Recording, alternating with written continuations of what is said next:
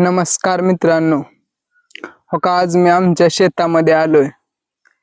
या वर्षी आमच्या शेतामध्ये इथं तूर केली। हो का इथं हे अख्खं तुकडं तुरीचं आहे आणि आत्ताशी तुरीला फुलं लागायला लागलेत। हो का इकडून हे पिवळी फुलं आहेत आणि आता 1 महिन्यात याला शेंगा लागायला चालू होतात।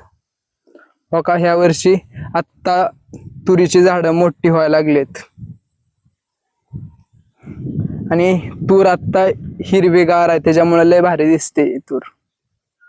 हो का अख्खं तुकडं तुरीचं आहे आणि इकडून सगळे ऊस आहेत शेजाऱ्यांचे आणि त्यामुळं खूप करमून जाते शेतामध्ये। हो का ही तुरीचं तुकडं आहे। काय सगळं पलीकडे पण हिरवगार दिसतं आणि अख्खं तुकडं तुरीचं आहे। हो का ही तूर